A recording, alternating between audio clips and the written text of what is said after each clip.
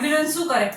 વ્યક્તિ જ્યારે ક્રિટિકલ પરિસ્થિતિમાં હોય તો તરત જ એને ઉઠાઈને ઘટતી જગ્યાએ પહોંચતી કરે.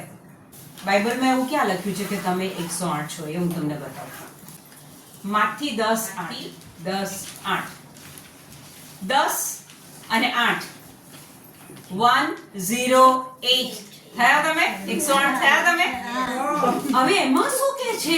એક્ઝેક્ટલી તમને જે કામ આપ્યું છે એ કહે છે ઈસુ. વાંચો.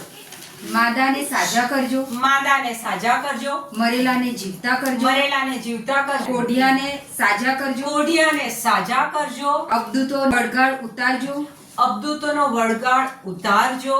તમને વગર પૈસે મળ્યું છે, તમને વગર પૈસે મળ્યું છે, વગર પૈસે આપજો. વગર પૈસે આપજો. ઈસુ કહે છે ને કે જેને સાંભળવાને કાન હોય તે સાંભળે. જો તમે આ સ્પિરિચ્યુઅલ કાનથી આને સાંભળો તો તમારા કંધા પર કેટલી મોટી જવાબદારી મૂકી છે પ્રભુએ. સૌથી પહેલું કહે છે માંદાને સાજા કરજો. કહે છે કે વગર પૈસે મળ્યું છે, વગર પૈસે આપજો. હવે માનો કે અમેરિકન એમ્બસી હોય તો ત્યાં અમેરિકાના કાયદાઓ ચાલે, ત્યાં ભારતના ના ચાલે. એ પ્રમાણે ઈશ્વરનું રાજ્ય હોય તો ઈશ્વરની બાબતો બને, જ્યાં શાંતિ છે, તંદુરસ્તી છે, આનંદ છે, મનમેળ છે, બધું જ ઈશ્વરના રાજ્ય અનુસાર છે. તમે કોના રાજ્યમાં છો? જો તમે ઈશ્વરના રાજ્યમાં છો તો આ બધી બાબત હોય. જો તમે ઈશ્વરના રાજ્યમાં નથી તો એનાથી કંઈક વિરુદ્ધ બાબત બને. તમે તમારા જીવનનું કેન્દ્ર સ્થાન કોને બનાવ્યું છે? તમે કોની પાછળ ભાગી રહ્યા છો? પૈસા પાછળ? પોપ્યુલારિટી પાછળ? મારો કક્કો સાબિત કરવાનો એની પાછળ? તમે સાની પાછળ છો? કારણ કે ઈસુ જ્યારે તમને 108 બનાવે છે તો માથી 6:33 કાઢો. એટલે તમે સૌથી પહેલા, એટલે તમને ઈસુ બોલે છે, ત્યાં તમારું નામ લખી લો. ઈસુ કહે છે એટલે તમે, એક એકને ઈસુ કહે છે. અહીંયા કોમન વાત નથી કરતા, તમારા તરફ અંગુલી નિર્દેશ છે. એટલે તમે, પછી સૌથી પહેલા, સૌથી પહેલા, પહેલો શબ્દ એટલે તમે અને બીજો શબ્દ સૌથી પહેલા. પ્રાયોરિટી બતાવે છે પ્રભુ. મુખ્ય બાબત કોને ગણવી? એટલે તમે સૌથી પ્રથમ ઈશ્વરના રાજ્યની ઈશ્વરના રાજ્યની અને અને ઈચ્છેલા ધર્માચરણની પાછળ તેણે પડો. ઈચ્છેલા ધર્માચરણની ધર્માચરણની પાછળ પડો. 3 બાબત. એટલે તમે નંબર 1, સૌથી પહેલા. બીજી બાબત, તેણે ઈચ્છેલા ધર્માચરણની પાછળ પડો. સવારે ઉઠો ત્યારથી રાત સુધીમાં આપણી પાસે કેટલા બધા એજન્ડાસ હોય છે. આ કરવાનું છે, પેલું કરવાનું છે, પેલું કરવાનું છે, પેલું કરવાનું છે, બધું જ કરવાનું છે. એટલે 3 બાબતો ઈસુએ કીધી. એટલે તમે સૌથી પ્રથમ એણે ઈચ્છેલા ધર્માચરણની પાછળ પડો. ઈશ્વરનું રાજ્ય એટલે કેવું રાજ્ય?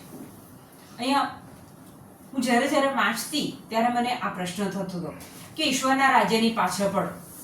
પણ મને ઈશ્વરનું રાજ્ય તો દેખાતું નથી. હું કેવી રીતના એની પાછળ કેવી રીતના જઉં? મને તો શારીરિક આંખોથી બિલકુલ એ ઈશ્વરનું રાજ્ય દેખાતું નથી. તો એની પાછળ કેમનું પડવાનું? તમારામાંથી મને કોણ કહેશે કે ઈશ્વરનું રાજ્ય કેવું છે? 2 Corinth 4:18. ઈશ્વરનું રાજ્ય કેવું? તો બાઇબલ બતાવે છે. હું નથી કહેતી, બાઇબલ કહે છે. અમારી મીટ તો દ્રશ્ય વસ્તુઓ ઉપર નહીં. આ વાક્ય કોણ બોલે છે? સંત પાઉલ કહે છે. પ્રેષિતોની વાત છે કે અમારી મીટ, અમારી દ્રષ્ટિ એ દ્રશ્ય વસ્તુ ઉપર નહીં, જે દેખાય છે, શારીરિક આંખોથી દેખાય છે એના પર નથી, પણ અદ્રશ્ય વસ્તુઓ ઉપર મંડાયેલી છે. પણ અદૃશ્ય વસ્તુઓ ઉપર મંડાયેલી છે. આ વાક્યને જો તમે એમ સમજવાની કોશિશ કરો તો જે દેખાતું નથી એના પર કેવી રીતે તમે દ્રષ્ટિ માંડી શકો? વચન કહે છે કે અમારી નજર દ્રશ્ય વસ્તુઓ પર નહીં પણ અદૃશ્ય વસ્તુઓ પર મંડાયેલી છે. ટીકી ટીકીને અમે જોઈ રહ્યા છે. તો જે દેખાતું નથી એને કેવી રીતના તમારી નજર એના પર મંડાયેલી રહે? હવે આગળ વાંચો. કારણ જે દ્રશ્ય છે તે તો ક્ષણિક છે, જે દ્રશ્ય છે તે ક્ષણિક છે, પણ જે અદ્રશ્ય છે તે શાશ્વત છે. પણ જે અદૃશ્ય છે તે શાશ્વત છે. કૈલાશબેન, ઈસુને જોયા? પવિત્ર આત્માને જોયા? ઈશ્વર પિતાને જોયા? એ જ શાશ્વત છે. જે માણસો, જે બિલ્ડિંગ, જે લોકરો, જે દાગીના તમે જોઈ શકો છો એ બધું નાશવંત છે. એક દિવસે એનો અંત આવી જશે. પણ જે પ્રભુ દેખાતા નથી એ જ શાશ્વત છે અને એ જ સાચું ઈશ્વરનું રાજ્ય છે. અને એ ઈશ્વરનું રાજ્ય, એ ઈસુને જો તમારે જોવા છે તો તમારે બાઇબલ વાંચવું પડે. બાઇબલની અંદર તમને ખબર પડે છે કે ઈસુ કોણ, ઈશ્વર પિતા કોણ, પવિત્ર આત્મા કોણ, ઈશ્વરનું રાજ્ય કેવું. એ બાઇબલ વાંચતા વાંચતા વાંચતા તમને આ બાબતો ખબર પડે છે. ઓકે, એટલે પહેલા આપણે કીધું કે પ્રભુએ તમને 108 બનાવ્યા છે. પછી ઈશ્વરનું રાજ્ય કે છે કે એની પાછળ પડો. પણ તકલીફ એ થાય છે કે ઈશ્વરનું રાજ્ય દેખાતું નથી. તો ઈશ્વરનું રાજ્ય કેવું એના વિશે વચન આપણને બતાવે છે કે જે બધું દેખાય છે નાશવંત છે, ખતમ થઈ જશે. એ બાઇબલ વાંચતા વાંચતા તમને એ સ્પિરિચ્યુઅલ આંખો મળે છે. સંત પાઉલ કહે છે કે અમારી મીટ તો અદૃશ્ય વસ્તુ ઉપર છે. જ્યારે તમે બાઇબલ વાંચો વાંચો વાંચો ત્યારે એ અંતરની દ્રષ્ટિ મળશે.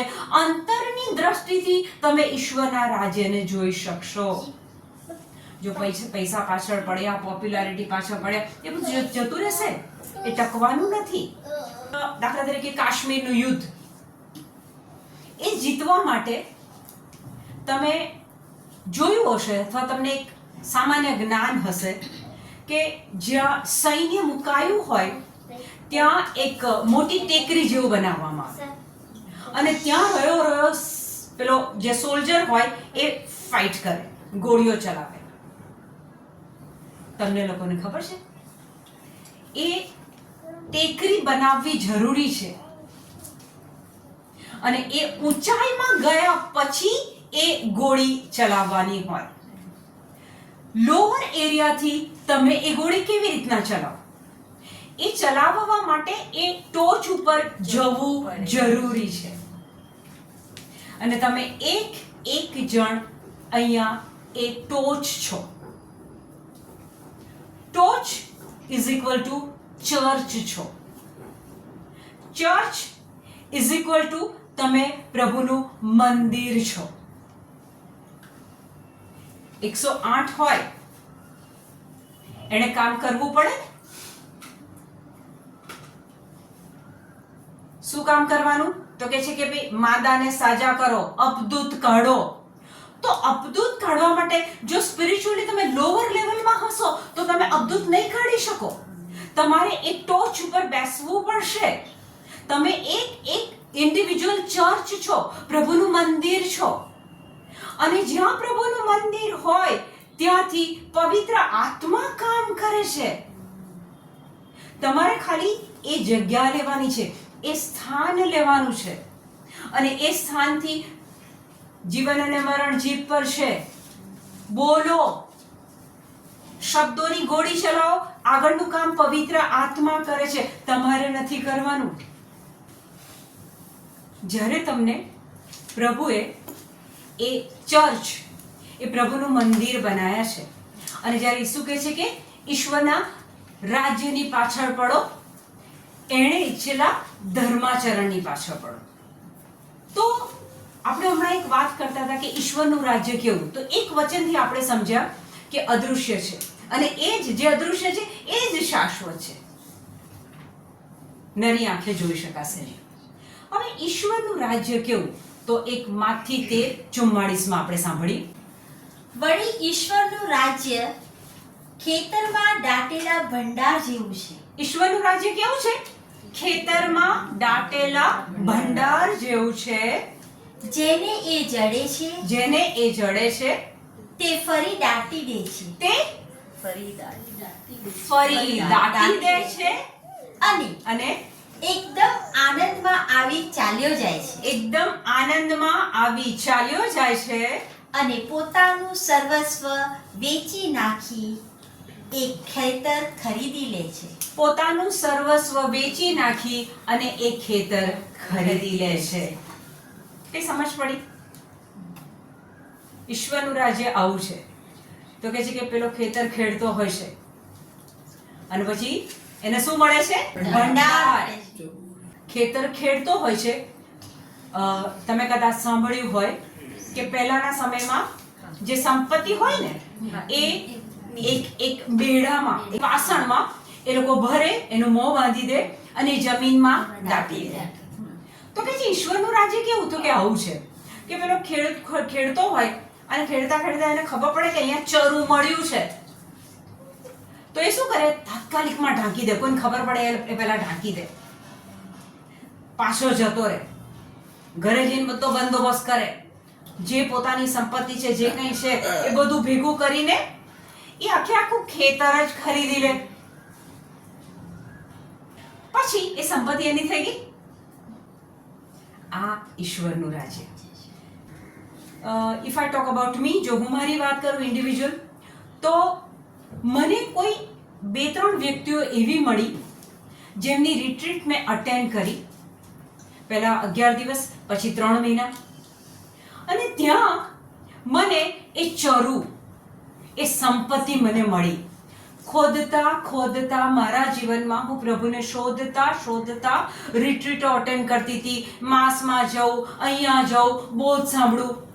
એ ખોદતા મને એ 2 રિટ્રીટમાં ખરેખર મને ભંડાર મળી ગયો, એ ચરુ મળી ગયો. એટલે મેં શું કર્યું ખબર છે? મારું સર્વસ્વ બાજુ પર મૂક્યું. સવારમાં વહેલી સવારે ઉઠવાનું, પવિત્ર આત્મા ઉઠાડે 3-3:30 ઉઠવાનું, 3-3.5 કલાક બાઇબલ વાંચવાનું, ટેરેસ પર જવાનું, ત્યાં અલગ અલગ સ્પિરિચ્યુઅલ વ્યક્તિઓના વિડીયો સાંભળવાના, જેમાં નકરા પ્રભુના વચનો હોય એ સાંભળવાનું. પછી ધીરે ધીરે મેં એ વચનો લખવાની શરૂઆત કરી અને જે વચનો મને સ્પર્શ્યા એનું મેં એક લિસ્ટ બનાવ્યું. કોરોનાનો સમય હતો એટલે મોઢા પર માસ્ક બાંધીને હું સાંજે ફરવા જતી હતી અને એ વચનો હું રસ્તામાં બોલતી હતી. કોઈને શું લાગે આ ફોન પર વાત કરે છે? હું એ વચનો બોલતી હતી. ઊંઘવાનો સમય મેં ઓછો કરી નાખ્યો, લોકો સાથે ફોન પર વાત કરવાનો મેં સમય ઓછો કરી નાખ્યો, સિરિયલો અને એ બધું ટીવી તો બાજુ પર જતું રહ્યું, કારણ કે મને ભંડાર મળી ગયો. એટલે મેં મારું સર્વસ્વ બાજુ પર મૂકી દીધું, બધું જ બાજુ પર મૂકી દીધું અને મેં એ વચનોને લઈ લીધા. અને ત્યાં મને પ્રભુનો અનુભવ થયો, પવિત્ર આત્માની મદદ મને મળે છે. એટલે એ ઈશ્વરનું રાજ્ય લેવા માટે, મેળવવા માટે આપણે આપણું સર્વસ્વ વેચી કાઢવું પડે. આપણે દુનિયાવી પ્લેઝરને બાજુ પર મૂકવી પડે. કેટલા જણ અહીંયા હજુ એવા બેઠા છે કે પ્રભુ વચનમાં બી છે અને ફિલ્મી ગીતો બી એટલા જ ગમે છે. ઓન ધ વે છીએ પણ હજુ થોડું મિક્સ છે. અને પ્રભુને તો ખબર છે, મહાપ્રસ્થાન 20:5, our God is a jealous God. એને નથી ગમતું, પ્રભુને નથી ગમતું કે તમે આવી બધી બાબતોમાં એ ગીતો કોણે લખ્યા? સ્ત્રોત્ર સંહિતાના ગીતો પકડો. માથી 13:45. વળી ઈશ્વરના રાજ્યને આવી ઉપમા પણ આપી શકાય. વળી ઈશ્વરના રાજ્યને આવી ઉપમા પણ આપી શકાય. કોઈ વેપારી સુંદર મોતીની શોધમાં હોય કોઈ વેપારી સુંદર મોતીની શોધમાં હોય, અને તેને એકાદ કિંમતી મોતી મળે છે, એને એકાદ કિંમતી મોતી મળે છે, એટલે તરત જ જઈને પોતાનું સર્વસ્વ વેચી નાખે છે. તરત જ જઈને પોતાનું સર્વસ્વ વેચી નાખે છે અને એ મોતીને તે ખરીદી લે છે. અને એ મોતીને એ ખરીદી લે છે. અગેન બિઝનેસમેન નું અહીંયા એક્ઝામ્પલ આપે છે. ઈસુને ખબર છે કે લોકો બિઝનેસમાં પડ્યા છે, ડાયમંડ, મોતી. તો ઈસુ કહે છે કે એ તો વેપારી હતો, એણે જોયો કે એવી વસ્તુ મારા હાથમાં આવી છે કે જેની કિંમત આગળ જતા મને બહુ મળી શકે છે. એટલે એણે એની સંપત્તિ બધી એની પાછળ કાઢી નાખી, એને મોતીને ખરીદી લીધો. એના હાથમાં બાઇબલ આવી ગયું. સર્વસ્વ બાજુ પર મૂકીને જેણે આને પ્રેમ કરવા માંડ્યો. આ આપણા માટે ઇટર્નલ લાઈફ છે, સૌથી મોંઘું મોતી છે. તમે તમારા લોકરો આની સામે ખાલી કરી દો, ફીકા પડી જશે. આની અંદર જે છે એ ક્યાંય નહીં મળે. કેટલી સરસ ઈસુએ વાત કરી કે પોતાનું સર્વસ્વ વેચીને એ મોતીને એણે ખરીદી લીધો. તો ઈશ્વરનું રાજ્ય આ છે કે પોતાની પ્રાયોરિટીઝ, હોબીઝ, મોજ શોખ, જીમ, ફ્રેન્ડશિપ, ફોન ઉપર લાંબી લાંબી વાતો, સિરિયલો, બધું જ જ્યારે આપણે બાજુએ મૂકતા જઈશું, ધીરે ધીરે, ઓવરનાઇટ નથી થતું, ધીરે ધીરે ધીરે ધીરે ધીરે ધીરે બધું બાજુ પર મૂકતા જઈશું, ત્યાં આપણને સંત પાઉલની જેમ એ દેખાશે કે અમારી મીટ અદૃશ્ય વસ્તુ પર છે. ખરેખર ઘણા લોકોને આ એવું પણ લાગે છે કે શું આ પ્રભુ વચન શું માંડ્યું છે, પણ અમને એ મોતી મળી ગયું છે, અમને એ ચરુ મળી ગયો છે. એટલે અમારા માટે બધું જ ફીકું પડી જાય છે આ પ્રભુ વચનની આગળ. જ્યારે તમે ઈશ્વરના રાજ્યની પાછળ પડો, તમારા મોહ શોખને બધું પ્રાયોરિટીઝ બાજુ પર મૂકી દો અને કેન્દ્રમાં જ્યારે પ્રભુને મૂકો, વચનને મૂકો, બાઇબલને મૂકો, લોકોને પ્રેમ કરો, લોકોને માફી આપો, લોકોની ભૂલને દરગુજર કરો, ફાઇનાન્શિયલ હેલ્પ કરો, ફોન ઉપર કોઈના માટે તમે સમય ફાળવો છો, કોઈ તકલીફમાં છે, તમને 108 બનાવ્યા છે, કોઈ તકલીફમાં છે, તમે ફોન ઉપર એની જોડે કાઉન્સેલિંગ કરો છો, પ્રભુના વચન આપો છો. તમે આ બધું જ્યારે તમારા જીવનમાં વાવો છો,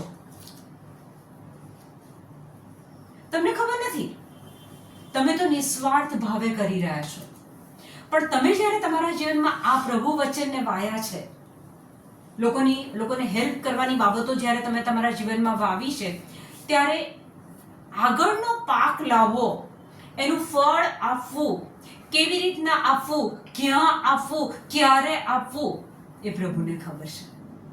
અને એ પ્રભુ કેવી રીતના કરે છે, ખોલો માર્ક 4:26. વળી તેમણે કહ્યું, ઈશ્વરનું રાજ્ય તો આવું છે. હેલો, તમે બાઇબલ વાંચો તો તમને ખબર પડે કે દરેક જગ્યાએ ઈસુ પોતે બોલે છે, ઈશ્વરનું રાજ્ય આવું છે, ઈશ્વરનું રાજ્ય આવું છે. અને આપણે માની બેઠા છે મારું રાજ્ય, ઘરમાં મારું રાજ્ય, સમાજમાં મારું રાજ્ય, હું કહું તેમ ચાલવું જોઈએ, મારી વાત કોઈ ખોટી કેવી રીતના સાબિત કરી શકે. કોઈ માણસ જમીનમાં બી વાવે છે, કોઈ માણસ જમીનમાં બી વાવે છે, પછી તો તે રોજ રોજ રાતે ઊંઘે છે. પછી તો તે રોજ રોજ રાત્રે ઊંઘે છે. ખેડૂત, જો તમે યાદ હોય, તમને ખ્યાલ હોય કે એ દાણો વાવે, એને જે ઘટતું કરવાનું છે એ કરે, દાણો વાવે, પછી શું કરે છે? રોજ રોજ ઊંઘે છે, પછી અને દિવસે જાગે છે. અને દિવસે જાગે છે. દરમિયાન બી ઉગી નીકળી. દાણો વાવી દીધો, પછી ખેડૂતને એ ચિંતા કરવાની જરૂર નથી એવી ચાલે. ઉગશે ને નહીં ઉગે ને ક્યારે ઉગશે ને પછી રોજ રોજ પેલું કોતરીને કાઢવાની જરૂર નથી હણગો ઉગ્યો કે નહીં. નો. દરમિયાન બી ઉગી નીકળી. દરમિયાન બી ઉગી નીકળી. ઉગી નીકળી મોટું થતું જાય છે. મોટું થતું જાય છે. હવે આપણે આપણા જીવનમાં પ્રભુ વચન વાઈએ છે. આજે લગભગ 2 વર્ષ પૂરા થવાયા છે. આઈ એમ સો હેપી કે આપણે આ કામ કોન્સ્ટન્ટ કરી રહ્યા છે. તો આપણે આપણા હૃદયમાં, આપણા આત્માની અંદર એ વચનો વાઈ રહ્યા છીએ, અને એ વાવ્યા પછી આપણે એના માટે ચિંતા કરવાની જરૂર નથી. મીનાબેનના કેસમાં તમે સાંભળ્યું હોય તો વચનો વાયા. મીનાબેન ઊભા થઈ જાઓ, આવી જાઓ. હવે આ મીનાબેનને ડોક્ટરે કહી દીધેલું કે કાનમાંથી રસી સતત નીકળતી હતી, પાણી નીકળતું હતું, સતત કાન દુખતો હતો, અને ડોક્ટરે કહી દીધેલું કે ઓપરેશન વગર મેળ નહીં ખાય. પણ કારણ કે એમણે પ્રભુ વચનના દાણા એમના આત્મામાં પુષ્કળ જવા દીધા, પછી પાક આપવાનું કામ તો પ્રભુનું છે. સાજાપણું, શાંતિ, સમૃદ્ધિ, રાતની ઊંઘ એ બધું જ તમને મળે, પણ દાણો નાખવો પડે.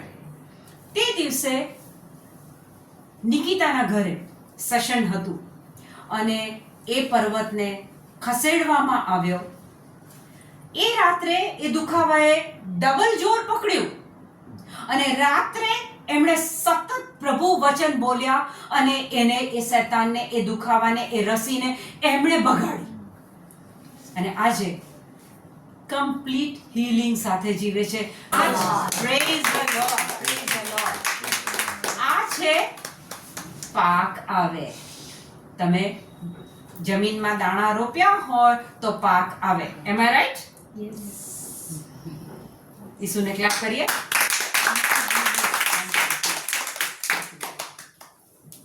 વળી તેમણે કહ્યું, ઈશ્વરનું રાજ્ય તો આવું છે. ઈશ્વરનું રાજ્ય તો આવું છે.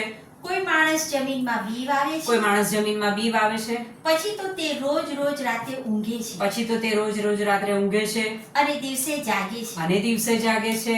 દરમિયાન બી ઉગી નીકળી. દરમિયાન બી ઉગી નીકળી મોટું થતું જાય છે. મોટું થતું જાય છે. આ શી રીતે બને છે? આ શી રીતે બને છે? તેની એને ખબર નથી પડતી. તેની એને ખબર પડતી નથી. તમે કોઈ એવી વ્યક્તિઓને જોઈ હશે કે તમારા માથા પર હાથ મૂકે ને ચમત્કાર થાય, એ બોલે ને અબધૂત ભાગે, અને ત્યારે તમને કેવું લાગે છે? આ છે ને બહુ ઈશ્વરનો આશીર્વાદિત માણસ છે. હા, આના પર ઈશ્વરની બહુ કૃપા છે. પણ એ માણસે એનું સર્વસ્વ વેચીને એ ખેતરને ખરીદ્યું છે, એ મોતીને ખરીદ્યું છે, અને એના પરિણામ રૂપે આજે પાક આવે છે. એ પ્રાર્થના કરે અને વ્યક્તિ સાજી થાય. એ દાણા વાયા છે. એટલે દાણા વાવવાનું કામ આપણું. દાણા વાયા. જ્યારે સેશન હોય, અટેન્ડ કર્યું હોય, કાનમાં વચન ગયા, ઘરે ગયા પછી એ બધા જે લખેલા વચન છે એને પાછા વાંચ્યા, એ વિડીયો ફરીથી જોયો, એ વચન ફરીથી કાને ગયા. આ બધી પ્રોસિજર આપણી છે. ખેડૂત પહેલા શું કરે? ખેતરને ખેડે, પોચું બનાવે, ખાતર પાણી નાખે, પછી દાણા નાખે, ને પછી કેવો મબલક પાક આવે. એ પાક લાવવાનું કામ ખેડૂતનું નથી, એ કામ પ્રભુનું છે. આ ઈશ્વરના રાજ્યની બાબતને આપણે આપણા સંસારી જીવનમાં, નોકરીના જીવનમાં, સામાજિક જીવનમાં સાંભળીએ છીએ ખરા, પણ એ ઊંડું જતું નથી. કારણ કે ઘણી વખત આપણે રિટ્રીટમાં જઈએ છીએ તો શાના માટે જઈએ છીએ? રિટ્રીટ છે ફલાણી વ્યક્તિ બોલવાની છે, હું જઈશ. પછી રિટ્રીટ તમે સાંભળો છો, ઘરે આવીને બે માણસને એવું પણ કહો છો, બહુ જ સરસ રિટ્રીટ હતી, એટલી સરસ રિટ્રીટ હતી, એટલું સરસ બોલ્યા. પછી પેલી વ્યક્તિ પૂછે, શું બોલ્યા હતા? એ યાદ નથી, પણ બહુ સરસ બોલેલા. પછી બીજા વર્ષે ફરીથી રિટ્રીટ આવે, પાછું જવાનું. પણ આપણે કોરા ને કોરા છીએ. જો તમારે ઈસુને ઓળખવો છે, ઈશ્વરના રાજ્યને જોવું છે, ઈશ્વરના રાજ્યમાં રહેવું છે, પૃથ્વી પર રહેતા રહેતા ઈશ્વરના રાજ્યમાં રહેવું છે, તો આ મહેનત આપણા પક્ષે આપણે કરવી પડશે. કે ખેતરમાંથી ભંડાર મળ્યો, સગડું વેચીને ખેતર ખરીદી લીધું. બિઝનેસમેનને મોતી મળ્યો, બધું વેચીને મોતી ખરીદી લીધું. જ્યારે તમે આ કરો છો, દાણા રોપો છો, પાક આપવાનું કામ તો આપણું નથી, એ તો પ્રભુનું છે. એ કેમનું થશે? પેલો ખેડૂત વિચારે કે મેં આ રોપ્યા તો છે, પણ આ કેમનું થશે? આ ફણગો કેમનો ફૂટશે? એમાં કણસલા કેમ ના આવશે? એમાં દાણા કેમ ના આવશે? It's not your problem.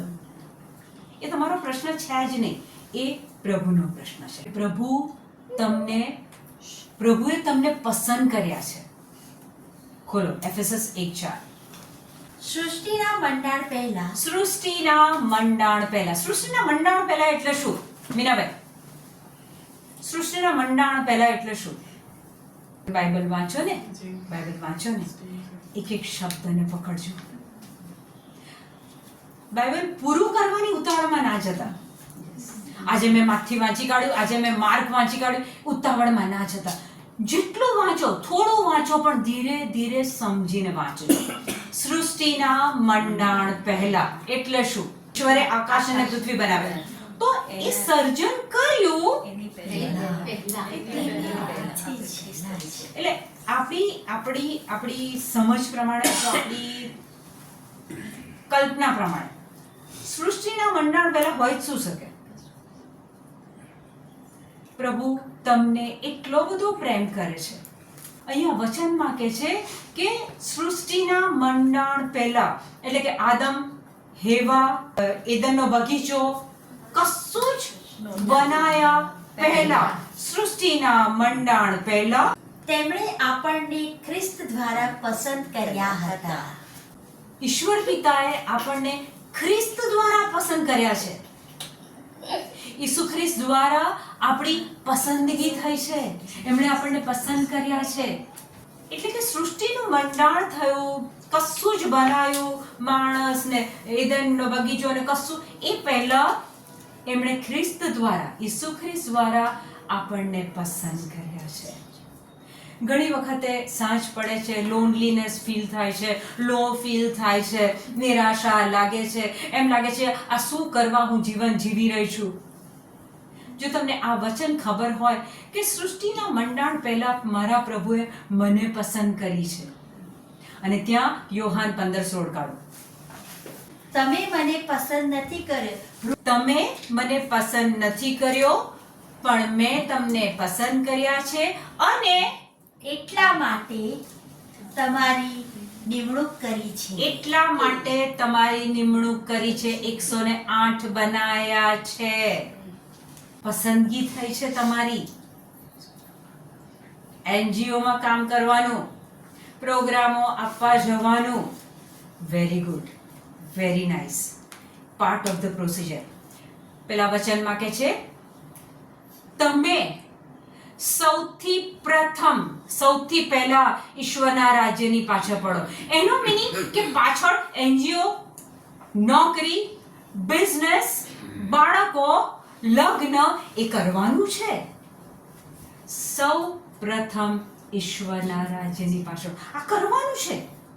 I don't સે નો. પ્રથમ ઈશ્વરનું રાજ્ય. આગળ તમે જાઓ અને સદા ટકે એવા ફળ આપતા રહો. તમે જાઓ અને સદા ટકે એવા ફળ આપતા રહો. એટલે તમારે ગાર્ડન બનાવવાનું, ગાર્ડનમાં પપૈયા, કેરી અને બધા ફળ ઉગાડવાના, અને પછી એમાં એકાદ એક ફળ તો એવું ઉગી જ જશે કે જે કાયમી સદા ટકે, કદી એ સડે નહીં. કદી એમાં કીડો ના આવે એવું એક ફળ તો મળી જ આવશે કે જે કાયમી સદા અનંતકાળ ટકશે. બરાબર ને? નહીં? આ સુનિતા ના પાડે છે. તો પછી અહીંયા કયા ફળની વાત કરે છે ઈસુ? અહીંયા પ્રભુ કહે છે તે મને પસંદ નથી કર્યો, મેં તમને પસંદ કર્યા છે અને તમારી નિમણૂક કરી છે. તમને સ્કૂલમાં એક ટીચરની નિમણૂક કરવામાં આવે, ક્લાર્કની નિમણૂક કરવામાં આવે, એ પ્રમાણે પ્રભુ કહે છે તમારી નિમણૂક કરવામાં આવી છે સુનિતા કે સદા ટકે એવા ફળ આપતા રહો. એટલે તમારે હવે ગાર્ડન ઉગાડવાનું નહીં. તો પછી ઈસુ પ્રભુ કયા ફળની વાત કરે છે કે જે સદા ટકે, જે કદી સડે નહીં, કદી ખરાબ ના થાય, કદી નાશ ના પામે, એવું કયું ફળ? તમે મને પસંદ નથી કર્યો, પણ મેં તમને પસંદ કર્યા છે અને એટલા માટે તમારી નિમણૂક કરી છે. એટલા માટે તમારી નિમણૂક કરી છે. તમે જાઓ અને સદા ટકે એવા ફળ આપતા રહો. જાઓ એસી માં બેસી ના રહો, કમ્ફર્ટ ઝોન માં બેસી ના રહો, તમારું ઘર ને વાસણ ને કપડા લઈને બેસી ના રહો. નીકળો, ઘર છોડો, બહાર જાઓ. ઈશ્વરના રાજ્ય સદા ટકે એવા ફળ આપતા રહો. મને આ ફળ આજે બતાવો, મારે આ ફળ જોઈએ. આત્માઓ બચાવો. clap for her, clap for her. પ્રભુ તમને ને મને કહે છે માર્ક 16:15 માં, જ્યાં આખી દુનિયામાં, આખી પૃથ્વીના છેડા સુધી મારો શુભ સંદેશ ફેલાય. જ્યારે તમે શુભ સંદેશ ફેલાવો છો, પ્રભુના વચન આપો છો, એ વચન એની અંદર જાય છે, એ હૃદયમાં જાય છે, એ હૃદયનું પરિવર્તન થાય છે, એ આત્મા પ્રભુ તરફ વળે છે અને ત્યારે એ આત્મા બચી જાય છે. એ આત્મા નાશમાં નથી જતો, સદા ટકે એવું ફળ. એટલે કે જ્યારે તમારા જીવન દ્વારા તમે તમારું ઘર છોડીને બહાર નીકળો છો, કોઈને વચન આપો છો, એ વ્યક્તિ વચન પકડી લે છે અને પછી એ વ્યક્તિ જ્યારે પ્રભુ તરફ વળી જાય છે, શૈતાનથી છૂટી થઈ જાય છે, પ્રભુના રાજ્યમાં આવી જાય છે, ત્યારે એ ફળ, એ આત્મા કદી નહીં બગડે. કારણ કે બે જ જગ્યાઓ છે, અનંતકાળિક બે જગ્યાઓ છે. ઈશ્વર સાથેનું જીવન અનંતકાળિક. ઓકે, આપણે આના તરફ બિલકુલ ધ્યાન નથી આપતા કારણ કે આપણો માર્ગ જ ઈસુ તરફ છે અને અનંતકાળિક. તમે પ્રભુને પસંદ નથી કર્યા, મેં પ્રભુને પસંદ નથી કર્યા, પ્રભુએ આપણને પસંદ કર્યા છે સૃષ્ટિના મંડાણ પહેલા. અને હવે છેલ્લું વાક્ય બાકી રહ્યું આ જ વચનમાં, વાંચો. જેથી મારે નામે જે કંઈ તમે મારા પિતા પાસે માંગો તે તમને મળી રહે. પ્રભુ કેવા છે ખબર છે? કોઈ કામ આપે ને તો તમારા બલબૂતા પર છોડી નથી દેતા, તમને એનું પ્રોવિઝન પૂરું પાડે છે. અહીંયા કહે છે કે સદા ટકે એવા ફળ આપ, લોકો પાસે જા, શુભ સંદેશ લઈને જા, લોકોને વચન સંભળાય. પણ પછી કહે છે કે જો બાય ચાન્સ તને હેલ્પ જોઈએ તો પિતા પાસે તું મારા નામે માંગીશ. ઈશ્વર પિતા પાસે પ્રભુ ઈસુ ખ્રિસ્તના નામમાં માંગો ત્યારે એ ઈશ્વર પિતા આપણને ચોક્કસ આપે છે. આપણો પ્રભુ ફેંકી નથી દેતો આપણને. એક કામ આપ્યું છે, 108 બનાયા છે, એક મિશન આપ્યું છે, માદાને સાજા કરો, અબદૂતો કાઢો, એ કામ આપ્યું છે. સૃષ્ટિના મંડાણ પહેલા સિલેક્શન થયું છે, એમણે કામ આપ્યું છે, એમણે પસંદગી ઉતારી છે, તો પ્રોવિઝન આપે છે. એનું પ્રૂફ આપું બાઇબલમાંથી. ખોલો ઉત્પત્તિ 2:15, 16 અને 17. એમાં પહેલા 15મું વાંચો. પ્રભુ પરમેશ્વરે માણસને લઈને તેને એદનના બગીચાને ખેડવા અને સંભાળવા માટે તેમાં મૂક્યો. ઓકે, પ્રભુએ એદનનો બગીચો બનાવ્યો, આદમને બનાવ્યો અને પછી આદમને એ કામ આપ્યું, એ બગીચો ખેડવાનું, એને સંભાળવાનું પ્રભુએ કામ આપ્યું. તમને પ્રભુએ 108 બનાવ્યા છે, તમારી પસંદગી કરી છે સદા ટકે એવા ફળ આપવા માટે. કરેક્ટ? આદમને પેલું કામ આપેલું, તમને આ કામ આપ્યું છે. હવે 16મું વચન. તેણે તેને એવી આજ્ઞા કરી કે, પ્રભુએ આદમને એવી આજ્ઞા કરી કે તારે બગીચાના બધા ઝાડના ફળ છૂટથી ખાવા. પ્રોવિઝન, પુરવઠો. ભૂખ લાગે, તરસ લાગે, પ્રભુ પાસે માંગવા આવવાની જરૂર નથી. છૂટ આપી દીધી કે તારા બગીચાના બધા ફળ છૂટથી ખાવા. પહેલા કામ આપ્યું, હવે પુરવઠો આપ્યો. હવે આગળ વાંચો 17મું વચન. પણ સારા સારના જ્ઞાનના પણ વૃક્ષ અહીંયા પણ પર ભાર મૂકજો હો. કામ આપ્યું છે, છૂટછાટ આપી છે, પણ ફરીથી સારા સારના જ્ઞાનના વૃક્ષના ફળ તારે ખાવા નહીં. હવે પ્રભુએ એક નિયમ, એક આજ્ઞા આપી કે આ ફળ તારે ખાવાનું નહીં. કામ આપ્યું, છૂટછાટ આપી, હવે આજ્ઞા. સારા સારનું ઝાડનું ફળ તારે ખાવું નહીં.